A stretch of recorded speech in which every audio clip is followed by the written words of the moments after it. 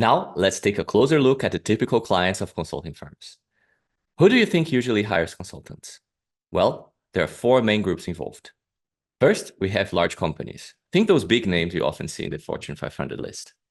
They make up a big chunk of consulting firms' clientele. Now, what about smaller businesses? They also have the chance to work with consulting firms, but it can get pricey.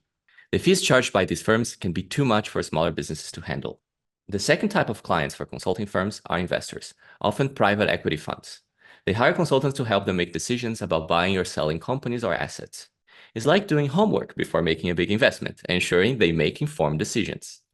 Nonprofits are also in the mix. They often team up with consulting firms, sometimes for free or with the help of sponsoring companies. And finally, governments. They often turn to consulting firms for help with making important policy decisions and other governmental matters.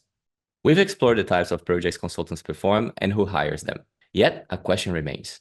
Why do companies choose to hire external consultants instead of relying on their internal resources? Actually, it's not always a straightforward question. See, managers within organizations are usually highly educated, skilled, and have years of experience in their fields. And consultants, despite their expertise, might not fully grasp the ins and outs of the organization's context. Plus, consulting services can be pretty pricey. So why do organizations still go for it? Well, there are some primary reasons. First off, problem solving and specialized skills. Organizations hire consultants because they are great at tackling complex challenges and have specific expertise. They're not just about having all the answers, but finding the best solutions, especially for tricky tasks, such as managing post-merger integrations. Then there's the fresh perspective consultants bring.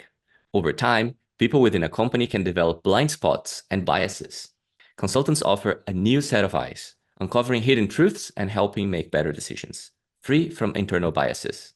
Another big reason is change. Organizations sometimes struggle to shake things up, and consultants can be just the push they need to get moving.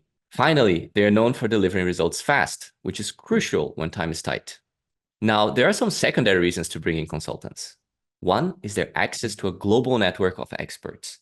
Big consulting firms usually have connections to the right experts for any job. Even smaller firms can tap into independent networks to fill any gaps in expertise. Then there's flexibility. Consultants are highly skilled chameleons, able to adapt quickly to different tasks. They can even help train internal staff, boosting the overall capabilities of the company. Lastly, consultants bring fresh ideas from different industries and stakeholders, sharing insights across clients. But it's important to strike a balance between sharing valuable insights and respecting each client's confidentiality.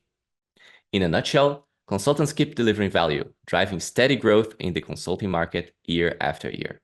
But there are also some less obvious reasons companies hire consultants. And when it happens, it's important for consultants to understand these agendas, as they can significantly impact the project outcomes. Sometimes it's about validation, getting a thumbs up from a consulting firm to confirm they are on the right track. In these cases, the client seeks a stamp of approval from the consulting firm, essentially confirming that their chosen course of action is sound. Consulting firms uphold high ethical standards and typically don't endorse strategies or decisions they disagree with. However, their conclusions may sometimes align with what the company had already decided, turning the engagement more into a validation exercise than a source of new insights. Another role consultants often play is providing valuable insights about competitors. However, they must ensure confidentiality by anonymizing and aggregating data before sharing it with other clients. Additionally, there might be restrictions on working with competitors of former clients for a specific period. Organizations might also bring in consultants to send signals to the market, such as indicating intentions to shareholders or the public regarding actions like preparing for an acquisition, entering new markets, or initiating a turnaround. Furthermore, networking with consultants can open up transition opportunities, as they often have connections with C-level executives and may be aware of available leadership positions in other places.